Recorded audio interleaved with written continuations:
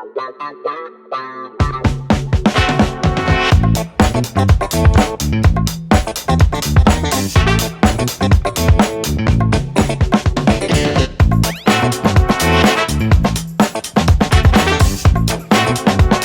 I've got to ask myself the question, why do I do it? Is it because I want approval from my peers? And I think in the past, I think I tried to live up to people's expectations of me, but I don't think I do that anymore. I think it's about me. You've got to figure out where it's coming from. Some people might do it as a revenge. Some people might do it to go, I'll show them, to prove a point. I think everyone has a different drive. I think it's got to come from a good place. Hello, friends. How are you? Simon Gibson here.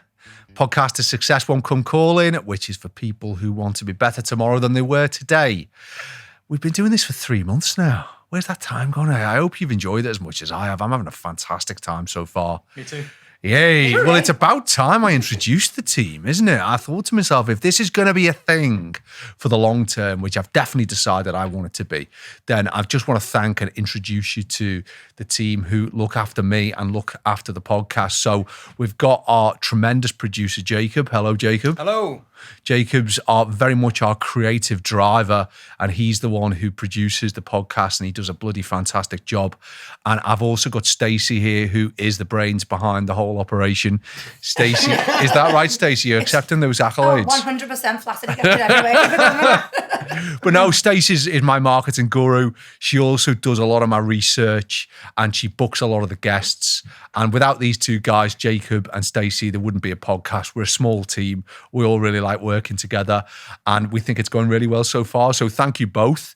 And also, Stacey's got a new job from this week. Can you believe it? Stacey is also, every week, she's going to be getting a question to ask me, which is either going to come from the audience. I know this week it comes from one of our Instagram followers. Looking forward to hearing that later. Or sometimes it's going to come from a previous guest. So Stacey's going to ask me that question in a little while. I don't know what it is. I'm going to answer it as best I can. But in the meantime, I just wanted to talk to you guys about something which has really interested me this week, which is all about how I think the job market is changing. Obviously, I'm in the UK, but I'm pretty sure this is going to apply all over the world. I'm seeing a lot about a shortage of employees that certain businesses have got. There's a lot in the press in the UK at the moment about a shortage of HGV drivers, which obviously is having an impact on the food and drink supply chain. There's talk of shortages in certain products. A lot of people are telling me there's a shortage of cab drivers, taxi drivers.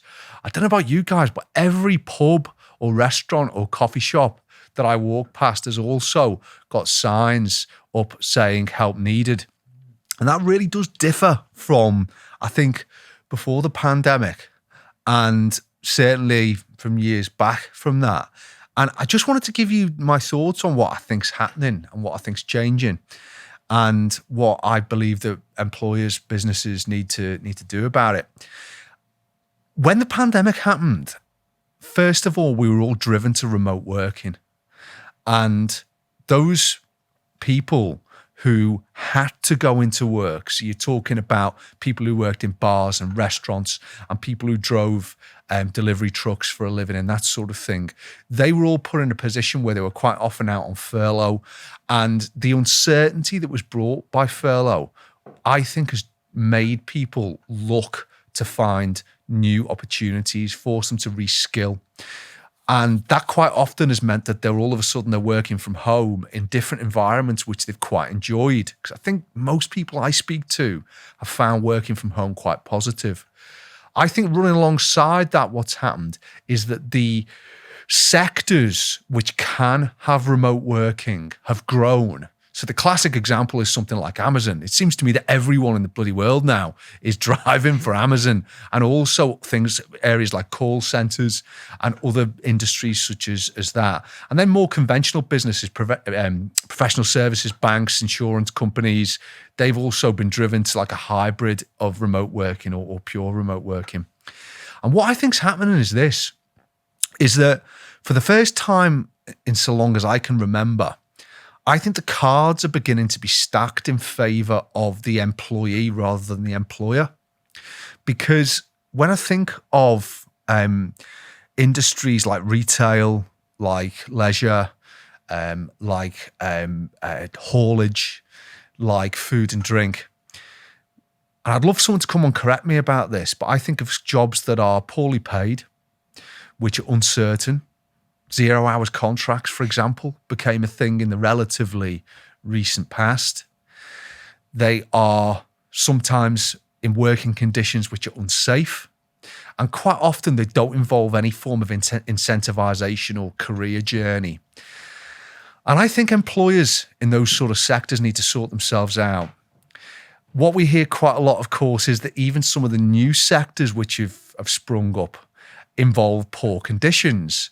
The one which always springs to my mind is that some delivery drivers, they're under such a lot of pressure that they've got to go to the toilet on the road and that sort of thing, which again is just not a great advert, is it, for enjoying your work and working in conditions that you would enjoy. So what I think's happening is that the employee in the future, I can see having more opportunity and possibly having more power in terms that the businesses today are going to have to make themselves more marketable to their staff rather than just to their customers. What do I think businesses need to do? Well, I look at our business because we're in professional services and in technology in the Spirent Group.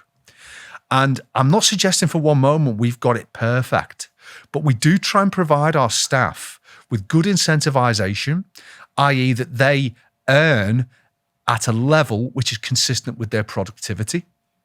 We do try and provide them with a career plan for the future, which gives them the reasonable expectation that they will be earning more and with greater skills in the future. And finally, that they're working in an environment which is safe, which is fulfilling, which is rewarding, and which is respectful. And I think that should be the priority of any business who needs people. And let's get it right, that's almost every business. So I think if you are listening to this and you're a business which embraces 0 hours contracts, which thinks that paying people at the lowest feasible rate is the best way to ensure the productivity of the services you provide and the sustainability of your business, I think you need to rethink. Because in the future, your potential staff are going to have a lot more choice, and you're going to have your competitors who are laying on a greater portfolio of value for people who might want to come and work for them. So to me, it's really positive. We're in a situation where this global pandemic has come along and which has changed things. It's really shaken things up.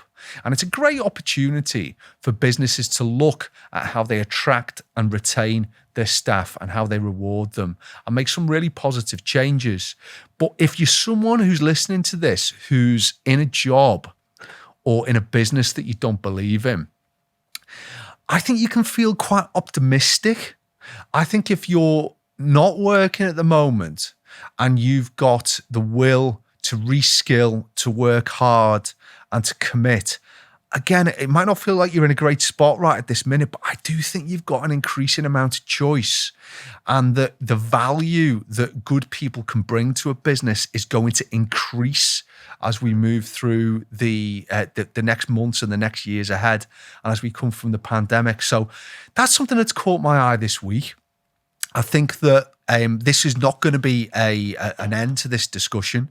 And I think that businesses are going to have to sharpen up to keep good people and to attract good people. What do you think?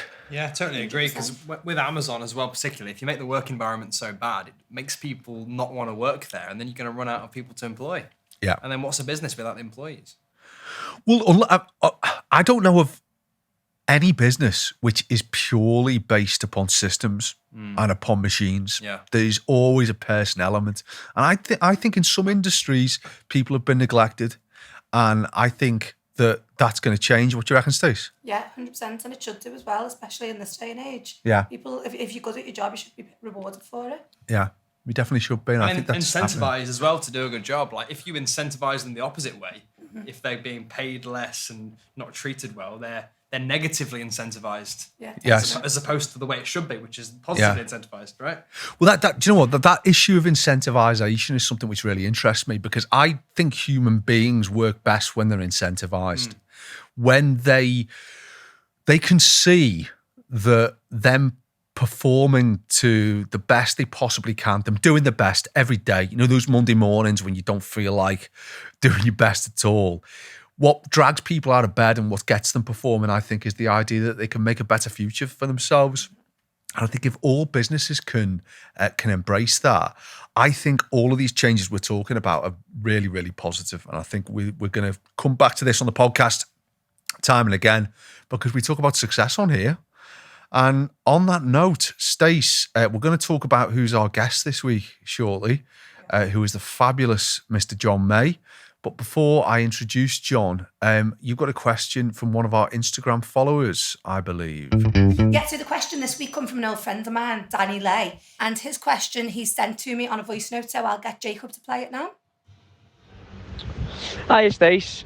Yeah, so a question that I'd really like to ask, which is a question that I get asked quite often, is how you build the business, especially with having different parts of the business or multiple businesses. People always assume that you've sat down, you've done a business plan, and you've seen a gap in the market, and you've tried to exploit it. That's not always the case. Well, it wasn't the case in our point. We were given an opportunity, we seized an opportunity, and just let it grow naturally. So that's something that I'd always like to, ask people. All right. Well, first of all, Danny, thank you very, very much for your question, sir. It's a great question. I suppose it gives me the opportunity first just to talk a bit more about what I do in my day job. I'm chief executive of the Spirant Group, and we've got businesses in the legal and technology sectors in the UK, in Australia, and also in the USA from earlier this year. But just to sort of arrive at the answer to Danny's question, I'd like to say that when I started my first business 10 years ago, I started with a really clear business plan. I knew exactly what I was doing. That wasn't the case. I qualified as a lawyer at first, and two of the businesses we own now are law firms. But I started my first business out of, I think it's fair to describe as of a failed business relationship. I was a part owner of another law firm, and it wasn't so much the business had failed, it was my relationship with my business partner failed. So it reached the point where it was clear we couldn't move forward together. And through some discussions, we were able to part company. So my business didn't start as the result of a business plan or an analysis of a gap in the market. It started through, I suppose you would say, through failure and through the breakup of a previous business.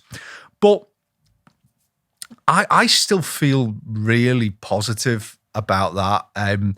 Whilst that was not a great period in my life, it was a tough time. I learned ever so much about myself, about opportunity, about what it is to run a business and what it is to have to knuckle down and succeed through tough times. But I think to answer Danny's question, I did get a business plan put together quite quickly after we got up and running. When people think of business plans, I think what comes to mind is a big, boring telephone directory sized document or loads of PowerPoints and this sort of thing. That to me isn't what a plan is. It's not what a business plan is. If you can't get your business plan on 2 sides of A4 paper, it's too long. What your business plan should do, in my opinion, it should define where you want to be in a certain number of years' time. And if we think about away from business now, I think you can apply this to your life as well, because this is what we do, isn't it? We think about where we want to live in 3 years' time, what sort of a house we want to live in, what sort of a car we want to drive, what sort of holidays we want to go on. We might think about starting a family. We spend all of our lives looking forward and thinking of visualizing how we want things to be. And that's what, in my opinion, you've got to do in business. What people who don't believe in that sometimes say to me is, well, what's the point in that? Because things can change. Well, they can, but that's not a reason not to plan. You don't say to yourself, do you? Well, I'm not thinking at all about where I want to live in 5 years' time because the housing market might crash. So what's the point in thinking about me upgrading my house or upgrading my car? You don't think like that, do you? You do think about improving your house and improving your car. And if the housing market crashes, it's out of your control and you change your plans. That's the same in business for me. In terms of sort of thinking about the market and thinking about opportunities, that's all just part of your plan. It's part of your business plan. And I think capitalize on those opportunities has got as much to do with your passion and your drive as it has about any particular skill base you've got. So that's my answer to Danny. I hope it helps, mate. And thanks for putting that question in. And I think it's about time we introduced our rather tremendous guest, isn't it? Excellent. Well, I'm just so happy to confirm that our guest this week is the writer and actor John May, who, I'm not just saying this, is definitely the most requested guest on Success Won't Come Calling, particularly from people in our business. John has been an actor for quite some years now, but he's achieved some quite remarkable success since lockdown, since COVID struck, through the work he's done and the content he's released on YouTube and the fantastic work that he's put together. We're going to be talking lots about that. What really interests me with John as well is that before he became an actor, he was a successful businessman and he still retained those business interests despite making a really good, successful pitch as an actor and as a writer as well, because one of the things John does is he writes all of his own material. He's got so many exciting projects on the boil. He's started live shows now. He's got tours in the pipeline. He's continuing to write and produce excellent content. And he's generally, I think, one of what I would call the social media stars that have really cropped up as a result of the old-fashioned need to approach TV companies to make programs is started to change. So without further ado, I hope you really enjoy this episode of Success Won't Come Calling with me, Simon Gibson, and my fantastic guest, John May. John May, thank you so much for doing this, sir. My pleasure, Simon. You are without doubt the most requested guest we have had. I'm not just saying that, mate. See, you said that before. I reckon you say that to all, I guess, you know. Well, I reckon you do. It's These like little smoozers. It's like a podcast guest chat up line, isn't it? I know, that's good, that. John, I mean, when I was just, obviously I've seen your stuff on YouTube for such a long time, and the last 12 months has been just, I'm sure it's been life-changing for you. Yeah, it's been mad, yeah. It's like, everywhere I go, people seem to know who I am. Yeah. I was in Warrington yesterday, where it's like Stockton Heat. I'm sitting outside having a drink. It was like beep, beep, beep, beep. Everyone knew who was there. I get recognised more in Town in Wales than anywhere. It's mad. Honest, in Wales for some reason, yeah. Well, listen, before we get stuck into all that, what have you got us drinking? Oh, Jaeger bomb. Jesus, man. Honestly, good. What time is it? 4 o'clock? Yeah, not even that on a Monday. He's going to me, what's your drink? And I'm like, oh, I'll have the odd Jaeger. So here I am, just had me dinner. This is not going to end well. It is. You know that film, The Mask? Yeah. You know, like, there was a Stanley Ipkiss and he's just a normal fella. That's The Mask to me. So I put that mask on and that's it. I'll be out tonight. Hey, well, here's to you, John, anyway. Thank you for coming on, my friend. My pleasure. Really, really good to meet you. So, God. why don't we start? Because I think when someone makes it successful, like yourself, do you know what? I'm going to knock mine back in a minute. I'll knock it back. Right, hang on. 1, 2, 3. Boom. It's all right. I'm in the mood now. Got me going. So, you know when someone makes... I remember hearing this phrase once, there's no such thing as an overnight success, because what that means is usually when someone appears to be an overnight success, they've put the hard yards in. And that's definitely true with yourself. So, I mean, I think what a lot of people aren't going to know about you, because obviously you're well known now as a writer and actor, but what a lot of people aren't going to know is that your background encompasses both some heavy training in terms of becoming an actor, but also business.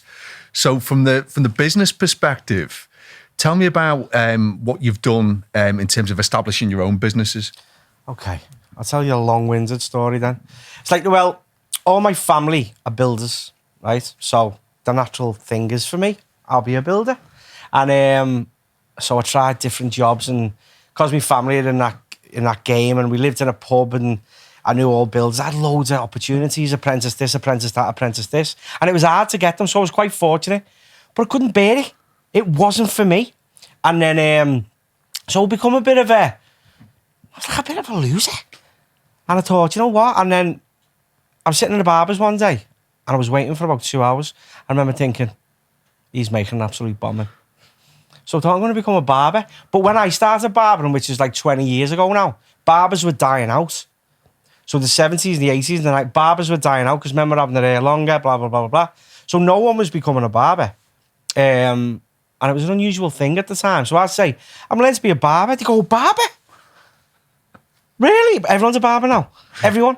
There's loads of them about, isn't there? Yeah. So how does saturated? You know, in terms of the business then, because there is such a lot of them, can you make money from a barber shop? Well, I think I was fortunate in the sense that, well, when I opened, I was on County Road in Walton.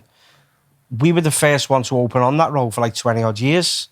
Now one opens every 6 months and shuts and goes. That's right. So I think since I opened, I think another 12 opens within like... Where's it, County Road, is it? Within maybe more than 12 in a half a mile radius. But I think what you do is, if another business opens, you can waste your energy worrying about worry about what they're doing, or you can use that energy to just worry about what you're doing and be the best. Well, that gives you the confidence as well. Well, it is, and you can't always control what other people do, can you? So if and some competition's good, yeah. Just do your own thing and have your own identity.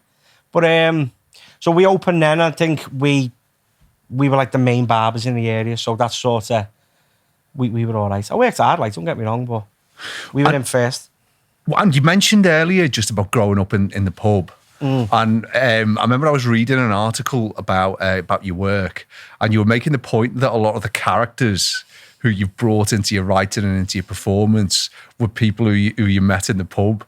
So was that right, was it? Yeah, but there's a bit of that. I've got other characters that I want to do, and I think they're more the pub ones. Like, there's an old fella I want to do, Sid. You know, talks like this from years ago, you know. You know, for like the 60s, like an Al Scouts who work on the docks. So I want to bring this, because that's my dad, and there's all sayings and stuff, and I think people will appreciate. So I think that's probably, I was probably thinking about Sid, but I think the gym I go to, and the barbers. So you're just picking this stuff up, you know. Yeah, absolutely. And when on your sort of journey, so you went into business, and obviously you've talked about your background growing up with all these interesting people around you. When did you start to think to yourself that you would like to act and to write? Well, it was barbering. I was passionate about barbering. I wanted to be the best, and I was so precise. I was so focused. I had this image, this vision, and I was so focused and disciplined, and I built a really great business. Is that sweeps, is it? Yeah. And then this customer used to come in, and he was like, I want to go do acting lessons, John. I was like, go for it, lads. Yeah. So, I want to be an actor. I went, yeah, Sam. All right. And he was like, John, I'm doing these acting lessons, and I want you to come with me. It's like, I'm too busy. Yeah. Blah, blah. He was like, oh, just come. I was like, maybe another time. Anyway, bit of time passed. He went, I've sorted you an audition to get into this acting school, John. I'm like, are you messing? So anyway, I went, Manchester School of Acting. I had no intention of doing it. And I went to this audition, and I got in. I was like, ooh. And I was like learning lines and that. And I got in a school, and I loved it. And it was just so, it was like, yeah, I just loved the buzz out of it. The lads who were starters with, he stopped going after about 3 weeks. Hasn't spoken to me since. He genuinely hasn't. He pretends he doesn't know me. It's weird. And what year was this then, just to give us an idea? 2008, 9, I think. Right. 2000, yeah, 2008. And how, obviously by this point, you've got your own businesses up and running. You mentioned already having that sort of a vision for the barbering. Yeah. How did you plan in terms of what your future was going to look like change when you fell in love with acting? Well, you've got to be realistic with acting. It's like, so you'll get someone who'll go and train to be an actor, and they're just an actor, and he'll just cry and cry and cry because they can't get work or blah, blah, blah, blah, blah. But they won't do nothing else. You've got to be realistic. You can't just, unless you're like Stephen Graham or Jodie Comer or someone who's got a full-time job or you're regular. There's a bracket of people who are regular actors. Majority aren't. No. I think it's like 85%, 90% of actors are out of work. So you've got to it's got to be a secondary thing. Yeah. And if you can make it a primary thing, yeah. But it's got to be a secondary thing. And that's what the barbers give me. It gave me the ability, I could finance traveling to London. I could take the time out. It gave me that freedom. I've got you. It's an interesting point you made there about how difficult it is to sort of make your living in the entertainment game, because I think there's one thing that COVID showed us, and definitely I've learned it since I've been doing the podcast, is that just because someone is sort of well known or because they've been on telly, it doesn't mean they're megabucks. It doesn't mean that they can generate a really good career. No, someone might get a great film and he might get paid 40, 50 grand. That's not going to last them very long, is it? No. But they're still known as that fella, that film. Yeah, totally. So no, it's acting. Yeah, it is a tough one. And because you had the business, you mentioned that word freedom. Just in terms of balancing your different responsibilities, because you've your own business, you're also pursuing now this embryonic career as an actor. How did you manage to find the balance between keeping the show on the road with the barbers and progressing your skills and your craft as an actor? Through a lot of pain and anxiety. Yeah. Yeah, it wasn't easy. It was just, I was running off to London, but at the same time, I was conscious about the shop. So I had this thing, I had to be there all the time in the barbers. So if I went to London, I felt guilty for going, which now I look back and I think, why did I? Yeah. It's stupid. But that was what I was doing to myself. But yeah, that wasn't easy. Luckily enough, now I've got great staff. I'll turn up and they go, what are you doing here? And I'll go, it's my shop. And they go, sound? And I'll go, see you later. And I'll go, yeah, see you later. Ta-ra. I love it, and it's great. And I'll check in now and again. I'll say to them, "You're all right with me not being there?" They go, "Yeah, ta-ra." Yeah. Do you know what I mean? And it's fine. And but isn't that because I get that? Because we've got a number of businesses, and the running joke is that I'm banned from most of them. I haven't even got a desk in any of the businesses now. But what you've just said resonates, because there is definitely something reassuring about when you pick up the phone to whoever's running a particular business, and they just sort of say, can you just let me get on with it, please? Yeah. Just look at the numbers, look okay, so just let me get on with it. It took a long time for me to get that, because I didn't allow myself that freedom. Yeah. I felt I had to be there. And I think some people who might work for you, or some people, I don't know, I think they resent you sometimes. And you feel like you have to be there. I don't know. No, I mean, definitely. And particularly when you're in the early stages. Or they resent you for not being there because they have a very limited...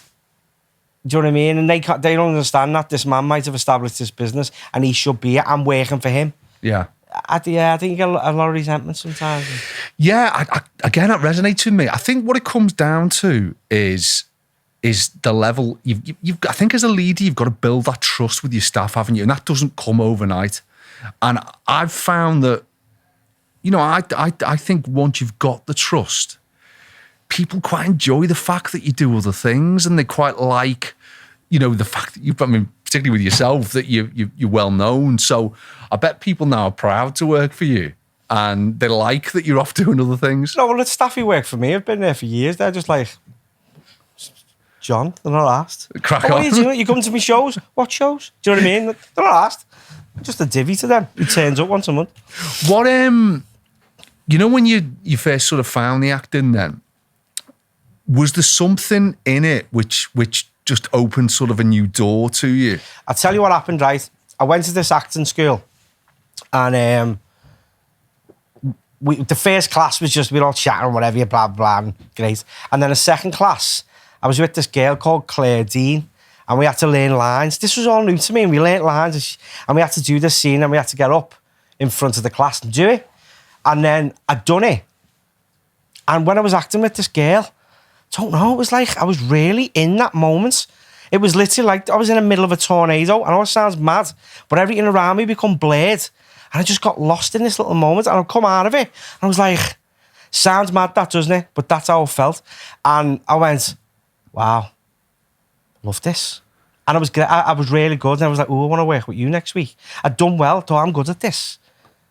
And what you mean in terms of the acting school, and what is there a particular end game to it? Have you got to reach a certain level of skill, or is it just you do the course and then you go off and do your own thing? It's like Anyone over to you can to act. find work. You're acting now, Yeah. aren't you? You're being a podcast man right now, but this is not how you probably speak to your mates in the pub. It's not. So you're acting differently to me as you would to them. So we all act. It's just being able to channel it, and people think acting's a chance to be someone else, but it's not. It's a chance to be you, because that's when you can let your insecurity, and that's when you can really be transparent and leave yourself wide open, and that's really refreshing. interesting. That is interesting. And I can see what you mean there, because you can let all of your defenses drop because you're quite clearly and overtly playing a part. Yeah.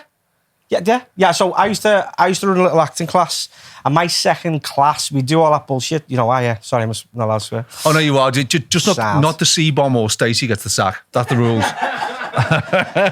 So we'd have a group of people, and at first everyone's like, "You're all right, yeah, blah blah blah," and he'd be all like, "Yeah, I'll go on sussing each other out and whatever."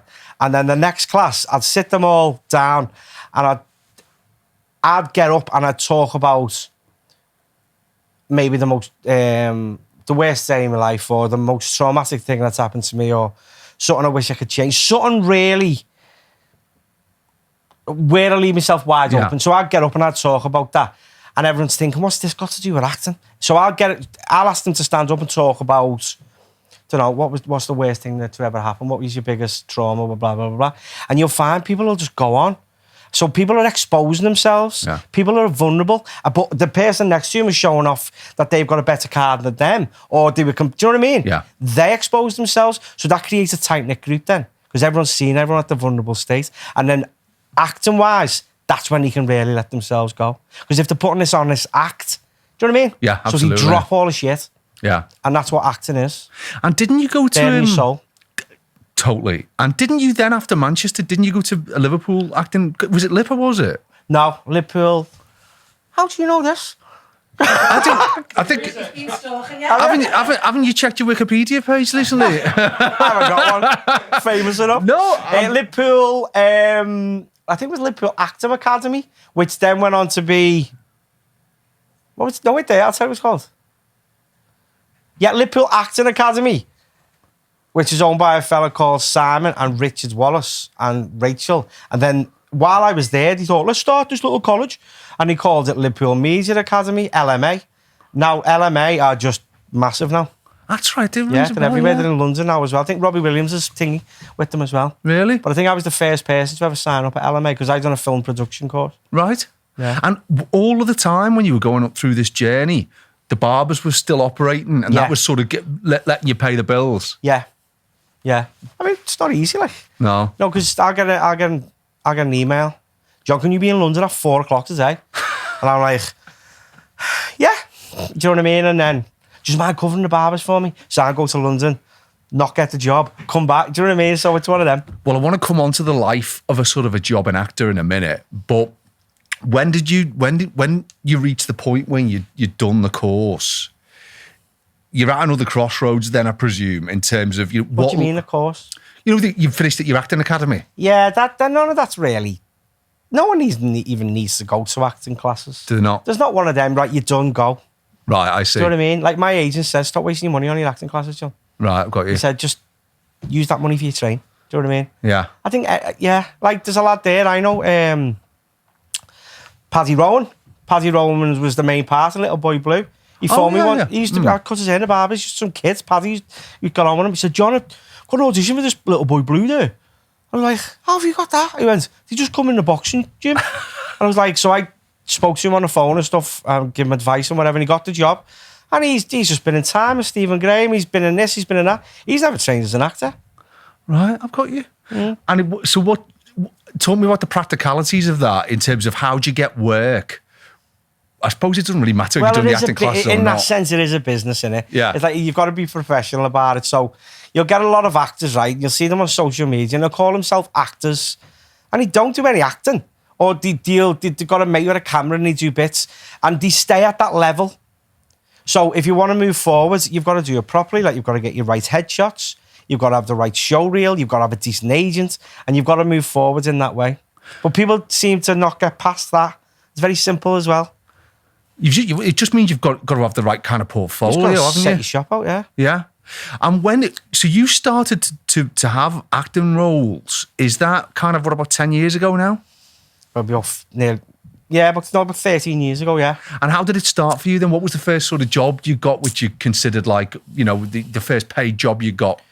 Well, the first job I went off for was a commercial for the right stuff. It was an ident, and I got it. I was like, wow, first job I went off for. But you never screened it, not like that. And then I went off for about 30 commercials after that. Commercials pay well, and you travel with them as well, so it's a good experience. I went off for about 30 and never got one. Now, my mate's a casting director, and he said, for every part in every commercial, about 700 people are put forward for each part. So they are hard to get. Then one day after all these commercials, I'm like, it's not happening. And then something clicked in me. I thought, okay, I know what I need to do. And then after that, when I had that moment, I got the next 4. So I finished first out of 700 people 4 times on the bounce, you know what I mean? And the key to it is just to be your fucking self. Yeah. I think a lot of people, they go in here, hi, yeah, my name's Glenn, I'm blah, blah, blah, blah, blah. When really, they put on this bullshit act. Yeah. People don't want to work with people like that because don't. it's fucking draining.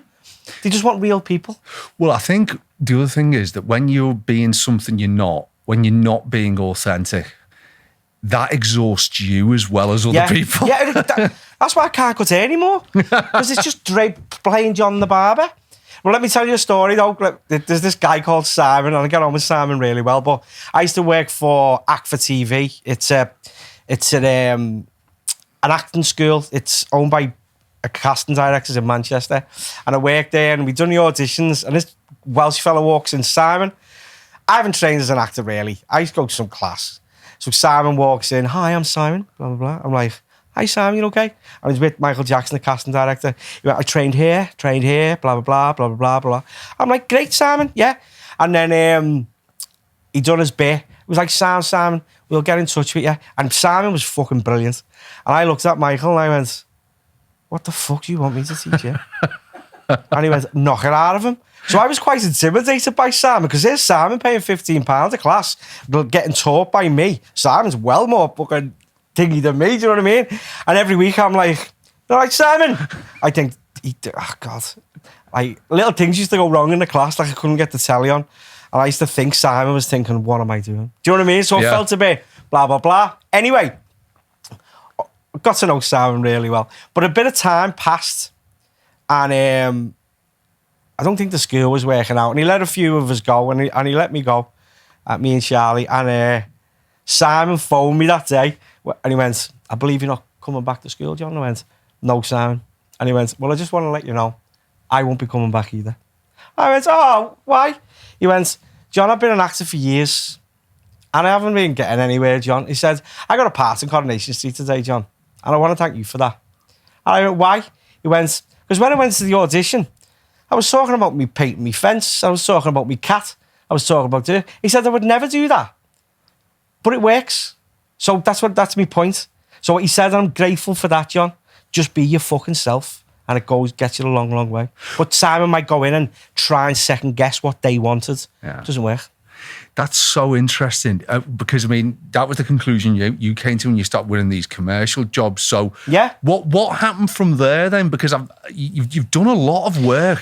Well, the first, I went, the first proper acting job I got was like about 3 months after being with my agent. This happened in between the commercial thing. Yeah. It was in a £30 million film with Bob Hoskins and Damian Lewis. And I shared a trailer with Kenny Dalglish in Istanbul.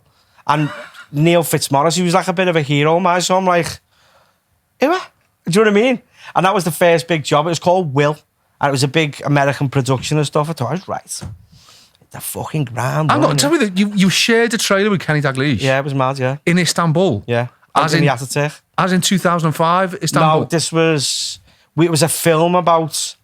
Oh, yeah. I remember this. It's called Will. It never really done anything. Did it not? No, I was great in it, though. Yeah, I can imagine. were you yourself in it?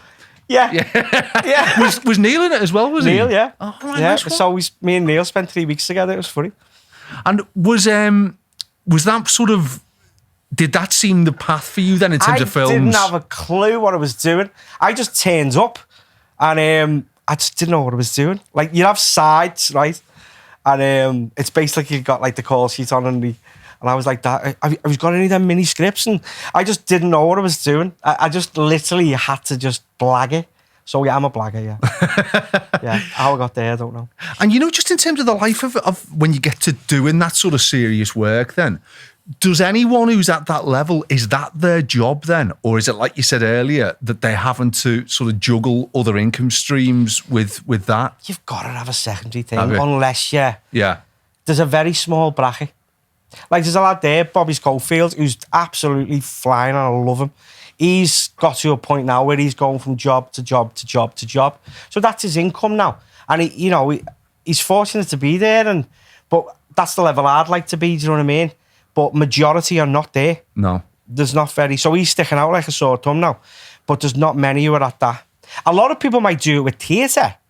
It depends what your goals are. If you want to do theatre, you can go to Royal Court and stay there. But then you're stuck there, aren't you? Yeah. But say you want to be an aspiring TV and film actor, but you're going to do the Royal Court stuff for the time being. You're stuck there, so you can't do that. So if I've got a barber's, that gives me the freedom. It's so interesting. After you'd done Will, what was the sort of next work of significance that you enjoyed or that you moved on to? Do that? I've done something called a jury for ITV. It's only a little part. And then what else? Well, I've done Little Boy Blue. That was interesting. It's been all bit parts. I haven't had a real opportunity to. I mean, I can act. I haven't had a real opportunity to really. But it takes time. It does, and the thing which interests me And it'll about come. Well, it will come, but also the success you've achieved and the recognition you've got is very much what I would call being like an artistic entrepreneur, because we'll come to when lockdown struck and this remarkable level of success you've had. Yeah. But what really was there ever a point where you thought to yourself, well, this well-trodden path that actors are supposed to go down, doing the bit parts, maybe doing a bit of theatre, I kind of want to kick that wall down rather than keep building it? Was there ever I'd done a men's physique competition a couple of years ago. I lost 5 stone and I got on stage and done all the gear, right? Now, that took me 8 months to do. I was in control of that. The amount of work I put in, the end result was down to the work I put in. I was in control. What I put in, I got out. I used to be a marathon runner. The more I ran, the faster I ran, the faster the time. It was down to me, right? I was in control. When it comes to acting, I could be the best actor in the world, no matter how many auditions I go to, blah, blah, blah, no matter how it's always down to someone else. Yeah. I'm not in control. So what you do? So I thought, I see acting like crossing a busy road, right? So you got to wait and find a gap, wait and find a gap. A lot of people will get sick of waiting and stop. Yeah. But as long as I wait, then I'll get the gap. But my life could pass and I mightn't find a gap. So I'm waiting for someone else to give me the chance and opportunity. So my mate's a casting director and I phoned him one day. And he's my mate. He's a casting director, but he's mate, but I don't like to speak to him about acting. Because, do you know what I mean? Yeah. Looks like I'm an arse licker. So I tried to keep that there. And I said, look, I want some advice. I said, I could go on the rest of my life doing this. And he went, right, here's what you need to do. You need to make your own stuff. He said, look at all the big names, John. The big names, they've got to where they want to be by producing and creating their own stuff. And I thought, right, what am I going to do? I thought, okay. So I wrote a short film called Just. It's quite serious, actually. It's about the Catholic Church and abortion and limbo. And it's very, yeah. Anyway, so I wrote that and I was going to go to the BFI to get funding. So I put the application in. Because if you're working class, blah, blah, blah, you got more chance of getting funding for these things because that's quite in. So I wrote this thing and we shot a rough version. We're going to put it in our application. We're all ready to go because I thought, right, I'll make this. I believe in it. Hopefully if it does all right, I might get money to make a film, blah, blah, blah. Thought, right, get the ball rolling. And I thought, I've got to create my own stuff because I mightn't get that. Anyway, so we done that. Then suddenly there was this pandemic thing. This bug was going round and then everything shut down. So I had this short film. I was like, fuck. So the world stood still for me then, Simon. And that the world stood still and there was no guilt. So I enjoy making funny videos. I enjoy doing this. But I mightn't have done it because I had to run the barbers or I had to do this. So the world stood still. So I done what I enjoyed. And that was, I started to just make funny videos. And it sort of just... Went from there. That was, yeah. Well, guys, what a perfect point just to pause. We've got a 60-second sponsorship slot. We're back with John May, the other side of half time, and we're going to be talking this life-changing opportunity that was presented to John by a set of circumstances which were out of his control, which was COVID. So stick with us. See you on the other side with John May. It's half time, friends. Podcast today is brought to you by Virtual Signature. If you have a business where you need your clients to sign documents electronically, securely and efficiently, then Virtual Signature is the business for you. We're going to have the links on our socials. If you contact them and mention that you heard from them when you listen to the podcast, they will give you a 6-star service rather than their usual 5-star service. So thank you to Virtual Signatures. And now it's back to the podcast. And we're back with John May. John, thank you again for doing this, man. It's all right. My pleasure. Really enjoyed part one. Now we got to the point where the pandemic struck in 2020. I was so interested by the point you made about at that stage, you're having to think about your business was sort of, the ladder was pulled up on you by circumstance out of your control. And it sounds as if that gave you the push creatively. Yeah. It maybe you needed to get up and run. So tell me more about that. It has an opposite effect on some people, you know. Yeah, absolutely. Because when the world stood still, people weren't being creative. And I think that was a problem, but it happened the other way. It is something right. Well, I remember when I must have been 5 because I'd gone to school, and I remember I drew this picture to my mum, and it was 4 characters for tellies, for heads, and he lived on a spaceship, and I drew them, I wrote little descriptions, blah, blah, blah, and I said to Mum, I'm going to put this in your bag, take it to the TV people, and I want it made into a TV programme. And she went, yeah, I'll put it in my bag. So I created this thing, very similar to the Teletubbies, by the way. This was 35 years ago. And then when I left school, the first thing I did was run up to her and I checked her bag and I went, you never took it. Right? But anyway, so that's what I'd done when I was a kid. So I'm creating these little concepts and stuff like that. And it's just mad that when all the bullshit subsided and all I was left with was just me, I went back to what I'd done when I was a kid. And that was creating, do you know what I mean? I definitely do. And I suppose it's possible that because you were, as well as a budding actor, you were a businessman, then that might have just sort of clouded your creativity a little. Definitely. Did you ever think of yourself, do you think of yourself as a businessman? I've had loads of businesses and majority of them have been successful, but no, I don't regard myself as a businessman. I'm the world's worst fucking businessman. What makes you say that? Because I'm shit. Can't even open a letter. Can't. No, I'm shit. I'm like, basically my life is like a bucket with a hole in. It just keeps filling, but it's just dripping out at the bottom. Do you know what I mean? So I have to just keep filling it. No, I'm creative. So I had a vision for my barbershop, and my vision was to have this barbershop. Blah, blah. I wanted like a really family orientated place. I'd done it like a 1920 style, and I added a coffee shop to it. And there was a point where I was in there, and I got really overwhelmed. It was chocker in the barbers. It was chocker in the coffee shop because you used to take a number and there was this little boy sitting there with an ice cream and his mum and dad in the shop. And I sat back and I looked and I went, I've done it.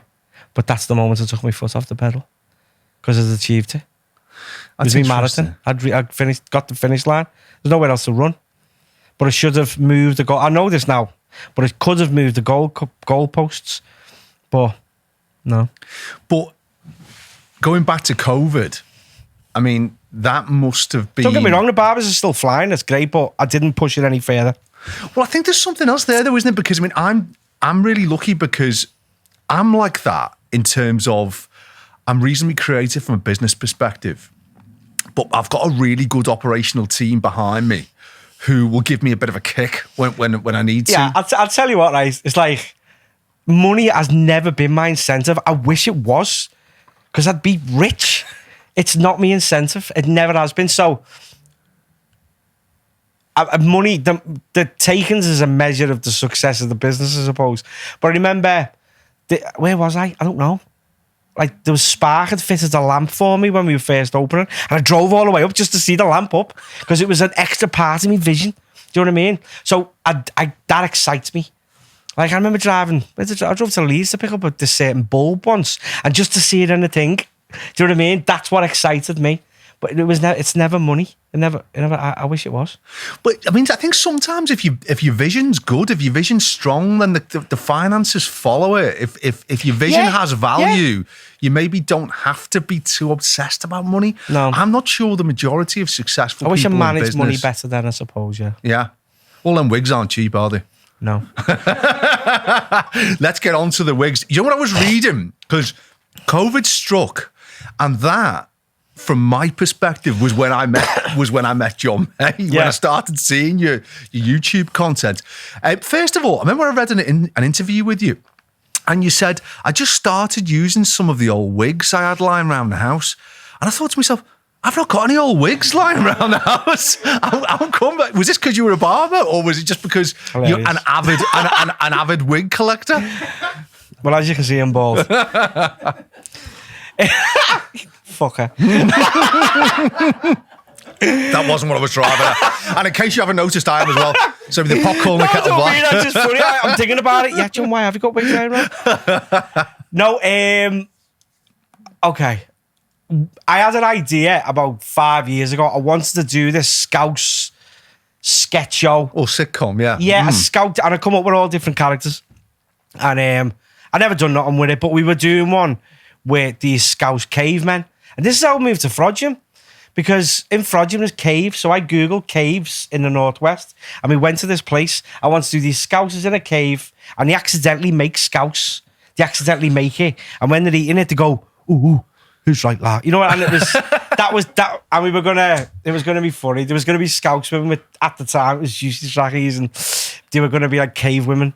But anyway, blah blah blah. But that's where the wigs come from. Right. So I started this, and we never filmed that. It started before lockdown. It was like Christmas to me because everyone was rushing around, last minute bits. They knew lockdown was coming. Yeah. And it reminds me of Christmas. So I woke up one morning, I just done this story because I'm a bit mad. I done this story on Instagram about these two women in Iceland. You know, you're all done for lockdown, you know? Yeah. I've only got to get a few bits, you know, that type of thing. And I'd done a little video on, and it got a bit of a response. And because lockdown had happened, it had a captive audience then. So I'd done another one, and that went a bit mad. And then I seen them cavemen wigs, and then I thought I'll give him a fella, and I done another one. It went all right, but then I done this conspiracy theory talk, like he's chatting to his mate on the phone because everyone was chatting all this bullshit about fucking 5G and what have you. Oh, so, yeah, remember that. But what I said in this video is just what I'd heard, so it's what people were actually saying. But when I said it, I made it sound ridiculous. You're on it, yeah. COVID-19. That's a COVID operation, lad. Yeah, you're on it. And that video just went mad of Kenny Corona doing this COVID-19 thing. That went mad. And then it saw me Instagram just went fucking through the roof. Well, it really is amazing.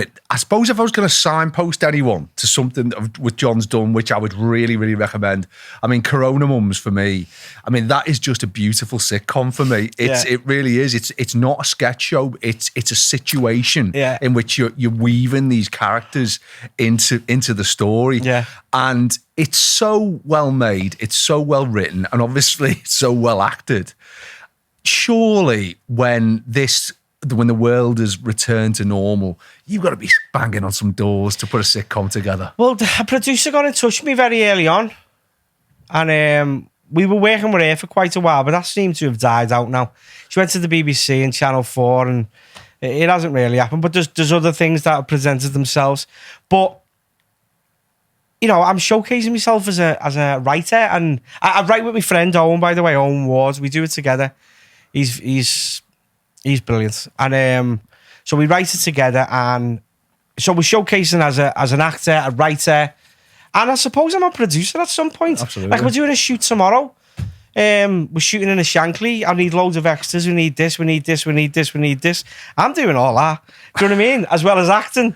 But isn't that interesting though? Because I don't think this is a COVID point. I think it's more of a technology, social media point, because the idea now that you need to go on that well-trodden path of going to the BBC and going through a commissioner, then the commissioner leaves and a new one comes in and you've got to do it again, all that sort of thing, that's sort of gone now. Because if you can make a show and you can produce it and you can monetize it, well, who cares? What? Yeah. Okay. Look, say how many followers has Kim Kardashian got? Or is it what's her name? Kylie Jenner. What's her name? How many? Is it? It's 56 million or something. Really? Something stupid like that. 264 million. Jesus, man. How many? 264 million. Okay, so say ITV have a massive drama, BAFTA winning. I wonder how many views that's going to get. Let's say 50 million. I don't think it's that many. It wouldn't man. even be that. No. So they'll do that big drama. And Kylie Jenner, all she's got to do is post something up. It's going to, don't know whether it'll go to that 200. But you know what I mean? That's the platform now. And I think all the TV Get more companies, viewers than TV. Well, that's it. And I think when we were talking earlier about this issue that when you're an actor, you've got people who are having to give you the thumbs up or thumbs down. They've almost been cut out the picture now, haven't they? Because if your content is quality and your work is quality, you don't need those kind of middlemen who are telling you what you can and can't do. Yeah, if it's not broke, don't fix it as well. But that's what I want to do. I want to reinforce until it's a no-brainer. So I've stopped for the time being. I've had like 3-4 months away from it because things do have shelf lives and you need to take them away. Yeah, I done it last year. I done when Kenny Corona went missing and I took it away for about 2 or 3 months and then I brought it back. Boom, it went up again. And I've took it away now. And I'll come back again. And although you've not been making the content recently, you've been busy because of course recently you've done your first run of live shows. Sorry, I've had 2 Jaegers now. I've had 2 Jaegers and it just went boom. No, it was shite. We can keep going, we've got loads there. You can take it all away with you as well. It's absolutely fine. No, but I'm like, you're asking me a question. I'm like, go on. Now I'm acting. Now I'm fucking acting. I'm telling you. You know what? Trying to act normal. You know what it reminds me of? Do you remember when we had Sean Walsh in? And Sean basically said at the start, I was asking him questions and he was going, and we were only having a cup of tea. And he was going, I'll be honest with you. He said, you probably know more about my life than I do. So I had to sort of fill in the blanks from some. I've got experience in this, John, so don't worry. So did your first run of live shows? And I remember reading that they sold out at the absolute drop of a hat. And obviously you got your tour, which we're going to move on to later. But what's the difference between doing your own sort of situation content and then a 2-hour live show from a writing perspective? First of all, how does it differ? Talk about stepping out of your comfort zone. So this guy gets in touch with me and says, do you fancy doing stand-up? So I ignored him because I didn't want to. And he messaged me again. And I was like, all right, mate, you're all right. And blah, blah, blah, blah, blah. His name's Craig McFay. He's like an event organizer and whatever. And anyway, in the end, I said to him, yeah, there's my number, just give us a bell. And then he phoned me. I thought, oh, for fuck's sake. And I spoke to him and he talked me into it. He said, do you want to do stand-up? And I went, yeah. So I didn't know what I was doing. Didn't know what I was going to do. Didn't know nothing. And so the time passed and it was getting closer. And I got saved by the last lockdown, actually, because I didn't have anything ready. And then we moved the shows till July. Anyway, it was going to be John May Live and it was going to be stand-up. But what I did, I created this show where, because I've got, there was 5 characters, and how can I get 5 characters on stage at the same time? So I made it into this thing where they turn up at the show, John May hasn't turned up, so Turkey Teat's organising this show. So he gets them in the back, he's like, yeah, I come on a VIP and that, yeah. So he gets them in the back, and he's like, listen, you've got to go on stage. And they're like, I'm not going on stage. And he went, you're fucking that. So each one goes on stage, but each one's sort of linked. So when one comes off, I have to go and get fucking changed dead quick. So you've got a big screen, so you can see the story going on in the green room. So in between every act, something's going on, and that's when I get changed. So everything's linked. But yeah, to write a 2-hour one-man show with hardly any theatre experience, and to get up there with untested material, was quite daunting. But all the reviews I've read, you absolutely smashed it, man. Everyone seems happy, yeah. There's a bit where Derek goes on first, so I'm sitting behind his curtain and I can see the screen like that. This is the first night, and I'm just looking at the screen, all the people outside, and I'm like, fucking hell. And I just go, yeah, guys! And I just walk out, and I'm like, fucking hell. And I've learnt a lot in that short space of time. Look, I've got a long way to go. I'm not one of these fellas who turns up and thinks I've made it, because I most fucking certainly haven't. Well, I mean, that's refreshing, isn't it, though? And it's also very empowering, because, I mean, if you did think that, I don't think you've got that clear potential ahead of you. If you think you're the finished article, then you might as well retire, mightn't you? If you've still got things to learn, then that's an exciting position to be in. Yeah, you've got to accept that. Yeah. Otherwise, you can't grow and move forward. Yeah. So, yeah, I did learn a lot. So, by the fourth night, because 4 nights in a row, that was right. quite daunting as well. I bet it was. So, the fourth night, by the end of it, I'd learned a lot. And I'd learned something I didn't realise I could do. And it's be abusive to the crowd. I didn't know I didn't know I could do it. Not abusive, but be quick and sharp. Yeah, and deal with any was there any heckling or anything like that? I just shut them right down. Yeah. Yeah, I didn't know I could do it. I was a little bit scared. Yeah, there was like one girl. Who was I? It was Kenny. And there was one girl giving me shit, and I looked at her and I went, have I shagged you? Like that. And she just, boom. And it was brilliant. So Paul Smith Joker taught me this, because I haven't done it, and he gave me this advice. He said, have you ever spoke publicly before and stuff like that? And I went, well, I used to do an acting class. He said, it's all about energy, John. Yeah. You'll feel the energy come and right. go, come and go. And there was a point, I think it was the third night, where Kenny Corona's doing his talk. And then there was a bit where I do this with my hand. They're all laughing, and I go, and my mate always said there's a moment where it clicked with you, because you had control of the crowd then. So I stopped them with my hand. Do you know what I mean? Yeah, absolutely. So but it's about energy, isn't it? And this is what I'm learning. Do you know what? We had Paul on here, and he made this exact same point. There's something about performing in a live arena, and obviously stand-up's a great example of that, but live performances of any artist, where you can physically feel the energy and the positivity and the anxiety of the audience, and being able to manage that. It's a stream you can jump on as well, man. isn't it? It is. Because if you've got them, you're flying. Yeah. And you're going to enjoy it more than I Yeah. am. But there is times when you felt it dipping. Yeah. So you've got to think, right, what do we need to do here? Yeah. But yeah, that's something. And a lot of that, I think, when you get you learning your craft and you're developing your skills, it becomes instinctive, doesn't it? Just in terms of kind of what to do. I mean, Paul's a master of that, but yeah, he's a real hero, man, Paul. Like he is. Yeah. And I think he's any advice I'd need as well. I think he'd be. But yeah, he's worked so hard. oh, he has, man. Yeah. He has. He's been. Yeah. Well, I did stand up with Paul in sort of 2008 to about 2012. We did quite a lot, but he did. I have to say to him at the time, when he came on here, he did the hard yards. He really has. And people see him now. The selling overnight the Echo. success thing, what you were saying, he's not Totally, an mate. overnight success, is he? No. It takes 20 years to become an overnight That's success. it, man. That's it. So you've done this. You've done the live tour. You've done the live shows. You've now got your tour, which is next month, isn't it? Yeah. So how's the prep for that going then? It hasn't yet. I've got to finish episode 6, then I'll focus on that. It's pretty much the last shows. I'm going to have to change a few little bits. There's not a great deal of work to do. It's all in my head. I've just got to unearth it. I had done it last week, actually. I was driving home. I was driving in the car. I thought, right, I'm going to have a go at the Derek bit. And I'd done it all in the car on my way, so I thought, I'm still there. Still fucking there. People in the car next to me must have thought, what the fuck's he doing?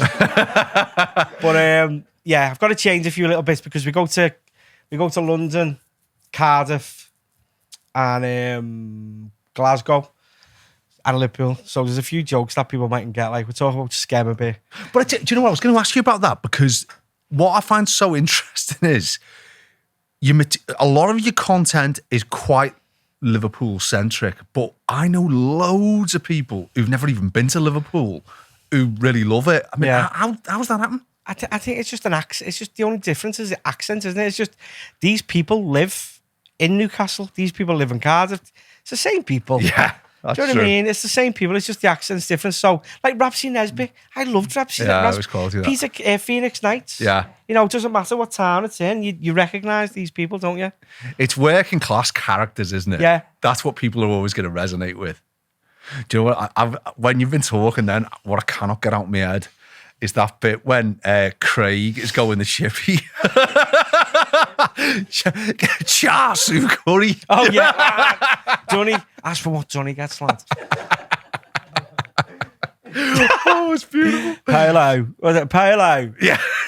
Cheerios. And a Snickers Cheerio. In terms of I've got to go and beat Craig in about an hour. oh, I know you're filming tonight, aren't Yeah, you? Yeah. So when the Fuck you, you know. You asked for Jägermeister. I know. I'm going to be up to about 6 o'clock in the morning now. I'm going to be in some kitchen smoking Sterling Jewel till about 6 o'clock in the morning in the South End because of you. do you know what I think we should do? I just think we should extend this by about another 4 hours and get about another 2 bottles of Phone him, lads. He knows. I don't know what you're talking about, mate. No idea. When the tour's finished, then let's think forward towards the end of the year. What's next for John May? Well, we've got an idea to do this live show. I don't want to say anything about that yet. Well, I think you just have. So No, it's a different type of show, but that's going to give me the ability to go and do what I want to do. It's going to fund what I want to do, and what I want to do is I want my own show on TV. I want my own comedy, my own sitcom. I want it to be like The Simpsons, but real life. Do you know what I mean? Yeah, I want absolutely. that similar type of universe where these exaggerated characters, and I will want to play the majority of them. Do you know what I mean? Because that's my thing. And it is quite unique, that, isn't it? Because that was one of the things I thought when I first started seeing your content, was that there was this real sort of ownership you had of the characters. Yeah. Could you ever see yourself writing for other sort of significant characters which you didn't play? Well, I had this character called Christian, and he's a Catholic priest. Father Christian, he's a Catholic priest, but he's gay. But he's not allowed to be gay. But everyone knows he's gay, but it's never voiced. It's like the worst, you know what I mean? Yeah. And he's literally the Queen of Scotty Road. Hey, you know what I always say? Time to art and friendship, you. Ta-ra to fucking you. So I can't go and do it now because it looks like I'm copying him. So I've asked the Queen of Scotty Road to play Christian. So episode 6, this will be out. He's going to be in episode 6 as Father Christian. So yeah, I could write it for other people as well. Because I suppose that's a logical progression, isn't it? Just in terms of if you were wanting to take a sitcom to TV, you might get more kind of interest from other people wanting to be in it and that sort of thing. Yeah, I think that's my little niche though. Yeah, I think but you're I would right. have to have Yeah. other actors in it as well. Yeah. But it's like, it's to say, like, you've got The Simpsons, so you've got Chief Wiggum, you've got Abu and his family, I could be the main character within them groups, Yeah. and then they can come together. Do you know what I mean? I do totally. You say, because I've got no doubt that if that's what you decide to do, that you'll pull it off. What's going to happen then with your businesses? Do you think there's ever a point where you might want to focus 100% upon your acting career and your writing career? I spent a long time as the barbers being my 100% focus. So, you know, I don't want to be John the Barber all my life, you know, No. and that's what life's about, isn't it? Yeah. I just want to change what I want to do because, do you know what I mean? Yeah. Do you think? On my coffin, I don't want like a flower arrangement of scissors and a comb. No. Do you know what I mean? Is that what all barbers do, is it? Some do, yeah. But no, you know, that's, if other people want to live their life like that, that's great, but I personally don't. But do you know what? The thing which has come across to me, John, and I thought this before I met you, was that when you meet, because what we do on this podcast is we meet people who've succeeded through struggle, who've succeeded through hard work. We don't want anyone as a guest who's had a silver spoon. And I honestly believe that when someone's got success in the DNA, then if plan A doesn't work out and plan B doesn't work out, they'll succeed in plan C. And you mean, everything you've talked about, I think if you decided to start a burger van in a few years' time, I think Yeah. you'd succeed at that as well because you've got that DNA. Where does that come from in us though? Well, I mean, that's part of why we do this podcast. We're trying to work it We could out. go deep here, you know. We really could. I mean, we might have to ring him in a minute, mightn't we? Well, do you know what? I mean, I suppose that's kind of our mission on this podcast, is to try and work out Why we 'cause, do it. Well, the thing is, if you could bottle that DNA then you could do a lot of good in society. It's down to bloody childhood trauma and approval.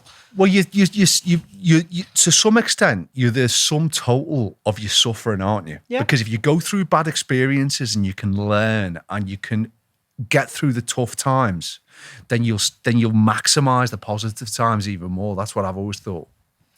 Why do I do why? Because I have hyper focus, me. So it's like once I focus on something, that's it. And I've got to ask myself the question, why do I do it? Is it because I want approval from my peers? Is it because I want approval from a certain person? And I think in the past, I tried to live up to people's expectations of me. But I don't think I do that anymore. I think it's about me. And what I said before, when the world stood still, I done what I enjoyed. Yeah. Do you know what I mean? And I think that's when the good shit comes. But I think a lot of people, you've got to figure out where it's coming from. Some people might do it as a revenge. Some people might do it to go, I'll show them, to prove a point. I think everyone has a different drive. But, I think it's got to come from a good place. Yes, I agree with that. Am I chatting shit now? No, you're not at all, mate. And it's a lovely point. Unfortunately, we've got to start wrapping up in a minute. But I do agree with you that if you're being motivated by resentment or by revenge, Or even living up to people's expectations of you, or seeking approval, because we all seek approval to some point. yeah, you're right. I mean, it's You mightn't even realise it as well. No, you're right. I mean, it's a good point, I think, to ask you the question, which I ask all my guests at the end, which might answer the question you've just put, which is, what does success mean to you? Success. Do you know what I think happiness is? Go on. I used to think happiness was an image of having a nice house, having a nice car, having a jewel to see your own reflection, like in a girl. I used to think it was certain things, but it's not. It's not. You can have all the money in the world, you can have the best body in the world, but they're just superficial. Yeah. Happiness to me is doing what you enjoy doing with the people you enjoy being with. That's it. Well, it's a lovely way to end up, because I couldn't agree with you more. Because if you can be content and fulfilled in what you do and who you spend your time with, then usually the superficial stuff follows. Would you rather have a camper van and a bit of a shitty tent with someone you loved, or have a big mansion with some bird that does your fucking head in? Yeah, absolutely. It's true though, isn't it? It is. I mean, I've got a camper van. My wife does me head in, so I've got the worst of both worlds. I'm single and I'm fucking staying that way. It's fucking sad. Oh, you're a wise man. John, listen, man, thank you so much. As I say, you're a very sought after man. You're a busy man. And I'm just so pleased you've come into our podcast, mate. And the very best of luck with your tour. We're going to put the tour dates on our socials, but it will be sold out by then. If you're lucky enough. When's this? Oh, I can't say this, can I? This is going to come out in about a fortnight, isn't it? Yeah, we're gonna bump it up the queue, John. We are. Well, I think it's going to come out 2 weeks. When we're talking about when everyone's listening to this, it is a couple of weeks, isn't Yeah. it? So, 2 weeks ago we filmed this. but if you're lucky enough that there's the odd ticket flying around there, guys, act quick, because this guy is not going to be his last tour, and there's going to be much bigger venues, and that's for sure. So, John, thank you so much again for coming on the podcast, mate, and we'd love to have you back. Sad. It's John May, ladies and gents. Yay! Cheers, man. That was fucking superb. That really was.